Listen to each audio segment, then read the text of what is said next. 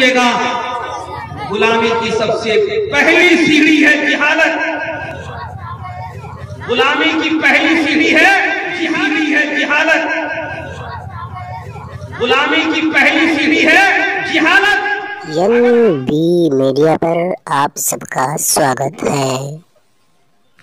दोस्तों, इस तरह का वीडियोस अगर आप चाहते हैं तो अभी इसी वक्त सब्सक्राइब कीजिए। फिर मिलते हैं नेक्स्ट वीडियोस में। अस्सलाम वालेकुम, खुदा हाफिज। और मुल्क को देखिए, मुल्क के हालात को पढ़िए। अगर आप पढ़ना नहीं जानते तो अपने आजू बाजू में जो लोग जानकार हैं उनसे पूछिए कि मुल्क में क्या हो रहा है। और अगर आपको जीना है, आप तो बूढ़े हो गए, आप मर जाएंगे, आपके सामने आपकी औलाद है तो जवान होगी, पलेगी बढ़ेगी, शादी करेगी और उसको एक लंबा वक्त गुजारना है। अगर आपने अपने बच्चों को नहीं पढ़ाया तो याद रख लीजिएगा, गुलामी की सबसे पहली सीढ़ी है जिहालत। गुलामी की पहली सीढ़ी है जिहालत। अगर आप अपनी औलाद को जाहिर रखेंगे तो आपकी औलाद गुलामी की जिंदगी गुजारने के लिए तैयार है। अगर आप चाहते हैं हमें मुल्क में इज्जतदार शहरी बनकर रहना है और इज्जतदार शहरी बनकर जीना है तो अपनी औलाद को कलम की ताकत पकड़ाओ या फिर जुबान की ताकत पकड़ाओ। और हक मांग के नहीं लिया जाता है, छीन के लिया जाता है। और हक छीनने के लिए कलम की ताकत चाहिए। कलम की ताकत चाहिए मेरे भाइयों, जुबान की ताकत चाहिए। और ये दोनों ताकत तालीम से आएगी, जिहालत से नहीं आएगी। गांव में मुसलमान, गांव में मुस्लिम, गांव में 100 बच्चे, 200 बच्चे नंगे घूम रहे हैं। हमारे उस्ताद मुफ्ती शब्बीर अहमद साहब मुरादाबाद, उन्होंने लिखा है कि अगर तुम्हें कोई शहर जाना हो, वो शहर तुम्हारे लिए अजनबी है और तुम नहीं जानते कि मोहल्ला मुसलमानों का है, गैरों का है, चले जाओ। जिस मोहल्ले में देखो कि साफ सुथरा मोहल्ला है, एक भी बच्चा नंगा नजर नहीं आता, कहीं पर पूरा कचरा नहीं है, तो समझ जाओ कि वो मोहल्ला खैर मुस्लिमों का है। और अगर देख लो कि जिस मोहल्ले में बच्चे नंगे घूम रहे हैं, गिल्ली डंडा खेल रहे हैं, गालम गलौज कर रहे हैं, गंदे रहते हैं, तो समझ जाओ कि वो मुसलमानों का मोहल्ला है। हमारी हालत ये हो चुकी है, हमारी हालत ये हो चुकी है। जबकि हदीस में कहा गया कि सफाई निस्फ ईमान है, आधा ईमान है। ये कब पता चलेगा? जब आप तालीम हासिल करेंगे। लॉकडाउन शुरू हुआ, गैरों के बच्चे पढ़ते रहे ट्यूशन अपने अपने मोहल्ले में और हमारे बच्चे गिल्ली डंडा खेलते रहे और बाप मोबाइल लेके दे दिया, इतना बड़ा बड़ा बेटा मेरा मोबाइल चलाए। और जो बच्चे पढ़ने वाले थे उसमें से 80% बच्चों ने तालीम छोड़ दी और बाप सोच रहे हैं कि बड़ा अच्छा होगा। मेरे भाइयों, आप हजरात यहाँ पर आए हैं तो आज अज़्म कीजिए कि मुझे हर हाल में अपने बच्चे को पढ़ाना।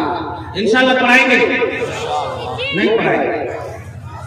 एक आदमी हाथ उठा रहा, समझ रहे? ये हाल हमारा है, कम तैयारी नहीं। तैयार है भाई? जरा हाथ उठा के तो बताएं हमें, यकीन हो। हाँ माशाअल्लाह। जेब काट कर पढ़ाएंगे, पेट काट कर पढ़ाएंगे। जेब काटने का मतलब है कि हाफिज जी की तनख्वाह काटना। पेट काटने का मतलब है गोश्त मछली को कम करो, बीड़ी हुक्का तंबाकू को कम करो, उन पैसों को बचाकर बच्चे की फीस अदा करो। अरे मेरे भाइयों, हर मौसम में, हर शादी में जोड़े बनाने की क्या जरूरत है? हर मौसम में, हर शादी में जोड़े बनाने की क्या जरूरत है? हमारे पास हमारी औलाद सबसे बड़ा सरमाया है। अगर मेरा बच्चा पढ़ लिख लिया तो मेरा घर भी बन जाएगा, जोड़ा भी आ जाएगा, खाना भी आ जाएगा। अगर बच्चा नहीं पढ़ा तो याद रखिए वही बच्चा लट लेकर आएगा और जब लट बजाएगा उस वक्त कोई इंसाफ होने वाला नहीं है। 25 मरतबा गांव में मुखिया जी को बुलाकर पंचायती कर लोगे, कोई हल होने वाला नहीं। इसलिए मेरे भाइयों, औलाद को पढ़ाना और हमें इस जलसा से यह अज़्म करके चलना है कि हमें हर हाल बच्चे को कलम पकड़ाना है, चाहे हमें भूखा रहना पड़े, प्यासा रहना पड़े, 3 वक्त खाने के बजाय 2 वक्त खाना पड़े, 2 वक्त खाने के बजाय 1 वक्त खाना पड़े।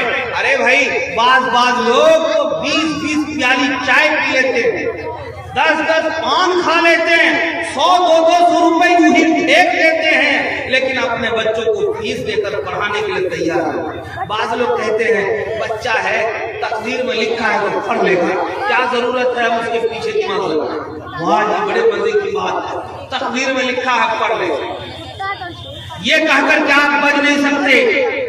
कल कयामत के दिन अल्लाह ताला आपसे पूछेगा, कुल्लुकुम राइन कुल्लुकुम मसऊलुन अन रइयतिही। एक तुमसे सवाल किया जाएगा, तुम्हारे मातहत में तुम्हारी औलाद थी, तुमने उसकी तरबियत के लिए, उसकी तालीम के लिए क्या किया, तुमने उसके पीछे तुमने अपना कितना वक्त लगाया, कितना सरमाया लगाया। मेरे भाइयों, एक बात और बताओ, बाज लोग बोलते हैं जमीन बचा के रखेंगे तो औलाद को काम आएगी, औलाद को काम आएगी, मैं मर जाऊंगा तो मेरी औलाद खुशहाल रहेगी। ना ना, खुशहाल नहीं रहेगी। औलाद तो इस इंतजार में है कि जल्दी से बूढ़ा मरे ताकि जमीन बेचकर हम आराम से जिंदगी गुजार सकें। आपके बाद जमीन बिकने वाली है, आपके बाद जमीन खत्म होने वाली है, आपके बाद कौड़ी के दाम में आपकी औलाद बेचने वाली है और बेचकर अय्याशी करने वाली है। मेरे भाइयों, अगर आप चाहते हो औलाद को गलत रास्ते से रोकना है, इसी जमीन को अपनी जिंदगी में बेचकर अपनी औलाद को पढ़ाओ। अगर औलाद पढ़ लेगी तो जमीन लेना आसान, औलाद पढ़ लेगी मकान बनाना आसान, औलाद पढ़ लेगी तो गांव में इज्जत से जिंदगी गुजारेगी, सब उठा के दूसरे के सामने जिएगी, और किसी के सामने अगर वो औलाद बोलेगी तो वो मुकम्मल खुलकर बोलेगी, निडर होकर बोलेगी। इसलिए मेरे भाइयों, औलाद को पढ़ाने के लिए आपको अपने पेट में कपड़ा बांधना पड़े, आप तैयार हो जाओ। मेरे ये इलाका मुकम्मल मुसलमानों का इलाका, 70% मुसलमान, इसके बावजूद तालीम के मैदान में आप देख लीजिए कि हमारा हाल क्या है। तालीम के मैदान में सबसे बुरा हाल हमारा। इसलिए आज आपने जो हाथ उठाया है और यह एहतमाम दिलाया है कि इंशाअल्लाह हम अपने बच्चों को पढ़ाएंगे, ये एहतमाम बहाल होना चाहिए। और एक बात और मैं आपसे पूछना चाहता हूँ, हमारे यहाँ बहुत सारे सरमायादार हैं, बहुत सारे जमींदार हैं, बहुत सारे करोड़पति लोग हैं गांव में, लेकिन तालीम के मैदान में अपना पैसा खर्चा करने के लिए तैयार नहीं है। एक मकान गांव में आपने बनाया, बहुत अच्छी बात है, अच्छा मकान बनाया, उसके बाद एक मकान आपने शहर में बना लिया कि भाई कभी गांव में रहेंगे, कभी शहर में रहेंगे, चलिए अच्छी बात है, दोनों जगह आपने बना लिया।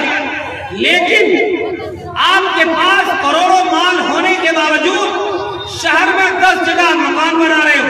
आपने पूर्णिया शहर बनाया, पटना बना लिया, दिल्ली बना लिया, बॉम्बे बना लिया, क्या मसला है? आप अगर उन्हीं पैसों को रोककर अपने इलाके में एक शानदार स्कूल बनाते, इस्लामी स्कूल बनाते, आपके अंदर यह जज्बा होता कि मैं ये सरमाया लगा रहा हूँ ताकि हमारी कौम के बच्चे पढ़ लिख करके वो इंसान बन सकें, नाम रोशन कर सकें। तो आपने जो 10 शहर में मकान बनाया वो किसके लिए बनाया? अपनी औलाद के लिए बनाया।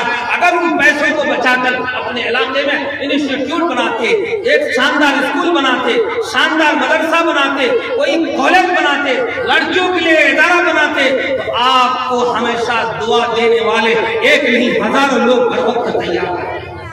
यही वजह है कि जो लोग सरमायादार थे गांव में, 500 बीघे के मालिक थे, 1000 बीघे के मालिक थे, आज जमीन पर उनकी हैसियत कौड़ी के बराबर भी नहीं है। उनकी हैसियत कौड़ी के बराबर नहीं है, उनका नाम लेने के लिए कोई तैयार नहीं, क्योंकि उसने अपने समाज के लिए, अपने मुआशरे के लिए, अपने इलाके के लिए, अपनी कौम के लिए कोई ऐसा काम नहीं किया कि कौम उसके मरने के बाद उसको दुआ दे सके। इसलिए जिनको अल्लाह ने सरमाया दिया, जिनको अल्लाह ने दौलत दी, जिनके पास पैसे हैं, उन्हें चाहिए वो खुद कफील इदारा तैयार करे ताकि अपनी कौम के बच्चे उसमें पढ़ सकें। मैं खास तौर पर उन लोगों को मुखातब कर रहा हूं जिनके पास सरमाया है, जिनके पास दौलत है, जिनके पास पैसे हैं। मेरे भाइयों, आप देख रहे हैं 1 महीने से क्या वावैला मचा हुआ है मुल्क में, क्या अखबार आप पढ़िए उसको। अगर हमारे अपने निजी इदारे होते, हमारे पास अपने इस्लामी स्कूल होते, आज हमें ये दिन देखना नहीं पड़ता। इसलिए इन बातों को आप मजाक में ना डालें। आज ये जलसा साहब को ये पैगाम दिया जा रहा है कि आप बेदार हो जाएं।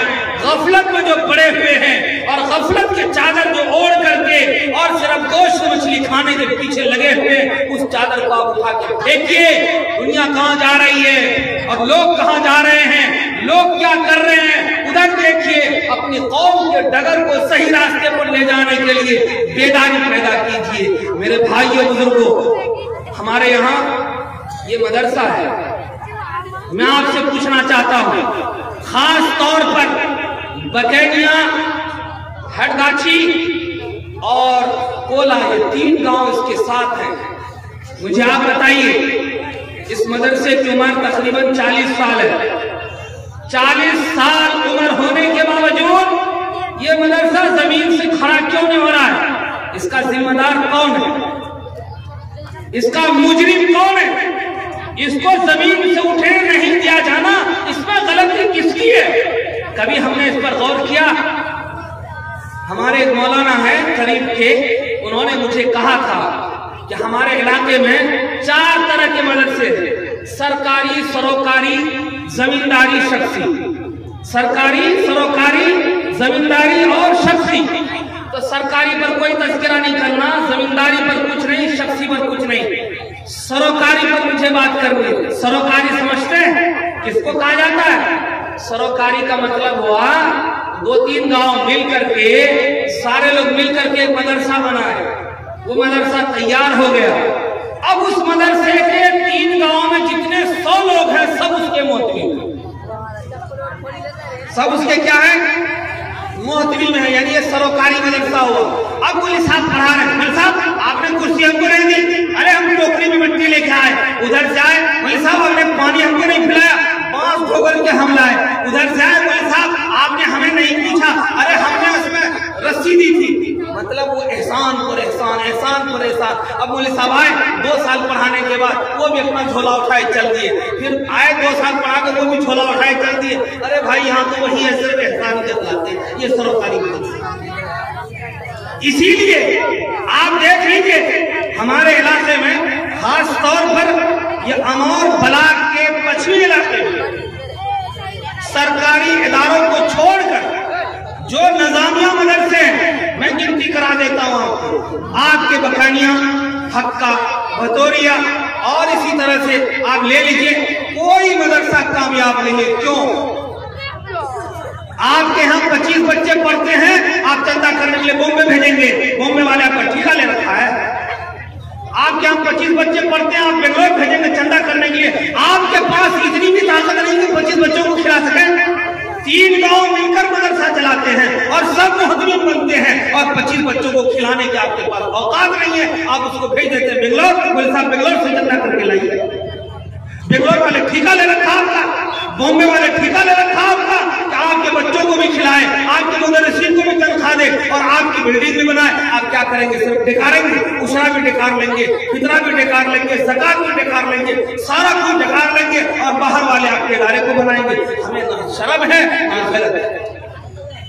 ये वो सच्चाई है जो हजम नहीं हो सकती है। इसलिए मेरे भाइयों, अगर आप चाहते हैं कि आपका इदारा खुद कफील बने, आपका इदारा आगे बढ़े, तो आप मजलिस शूरा बनाइए, उलमा, अच्छे उलमा को शूरा में लाइए और खैर खाना तौर पर, बुखलना तौर पर इदारे को छोड़ दीजिए और उसे आगे बढ़ने दीजिए, टांग मत खींचिए।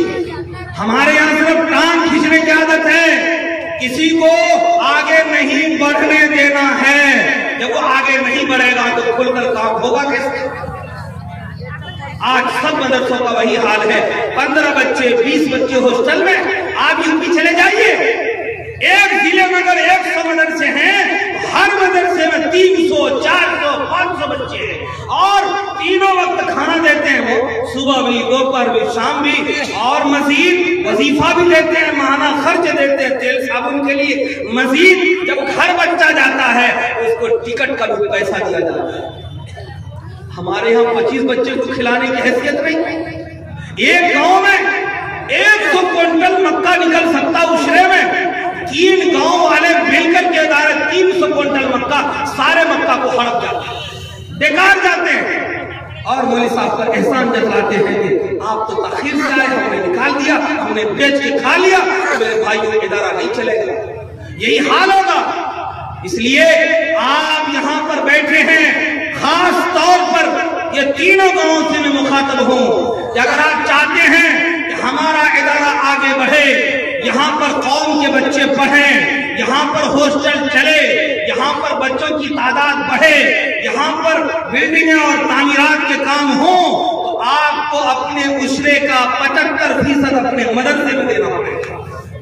अगर आप ये नहीं देते हैं